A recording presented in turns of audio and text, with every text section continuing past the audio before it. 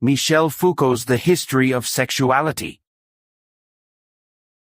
Michel Foucault's work, The History of Sexuality, is a fascinating exploration of how sexuality is not just a biological reality but also a social and cultural construct. Foucault argues that the way societies think about and regulate sexuality has changed over time, and he challenges many of the ideas people take for granted. He does not see sexuality as something purely natural. Instead, he believes it is shaped by history, politics, and power. This makes his work both complex and incredibly insightful. Foucault begins by debunking what he calls the repressive hypothesis. This is the idea that society has always tried to suppress sexuality, particularly from the 17th century onward. Many people believe that before modern times, people were freer and more open about sex, but Foucault questions this view. He argues that even when societies seem to be repressive, they are still very focused on sexuality. In fact, talking about repression is itself a way of talking about sex, and this has given sex a central place in modern culture.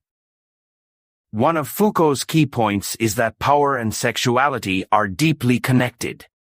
He challenges the idea that power is always something that comes from the top down, like from a king or government. Instead, he sees power as something that is spread throughout society. Power is not just about laws and rules, it is also about how people behave, think, and talk. When it comes to sexuality, power works in subtle ways. It influences what people see as normal or abnormal, acceptable or unacceptable. For instance, scientific studies, religious teachings, and social norms all shape how people think about sex, and these ideas are often internalized by individuals. Foucault also introduces the concept of a biopower, which refers to the way modern societies regulate people's lives, bodies, and health. In earlier times, power was often about taking life or letting people die, like in wars or executions.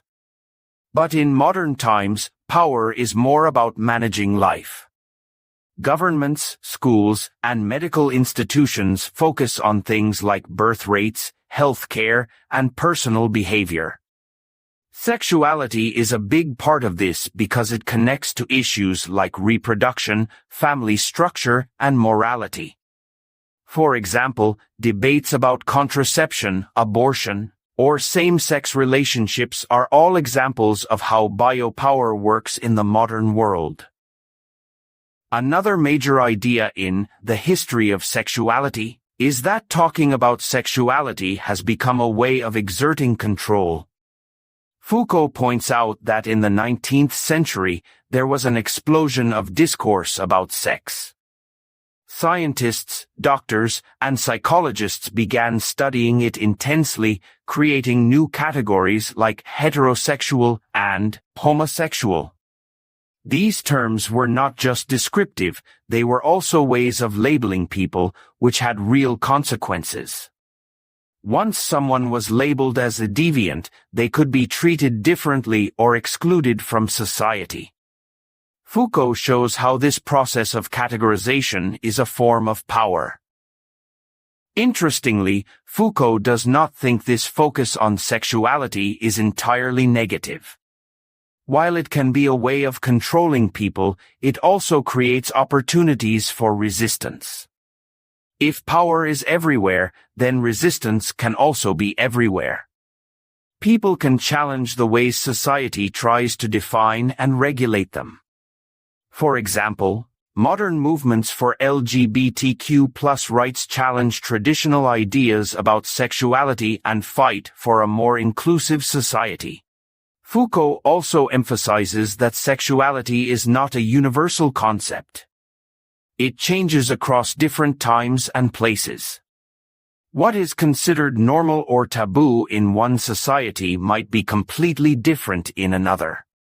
By studying the history of sexuality, Foucault encourages us to question our own assumptions and see how our ideas are shaped by culture and history.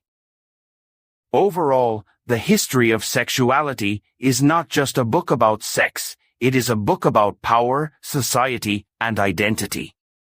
Foucault shows that sexuality is much more than a private matter. It is deeply connected to politics, culture, and the way people understand themselves.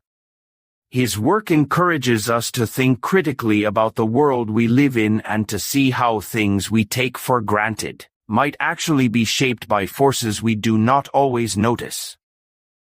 If you found this explanation interesting, please give this video a like and subscribe to the channel for more content like this. Your support helps us bring these complex ideas to life in a way that is easy to understand. Thank you for watching.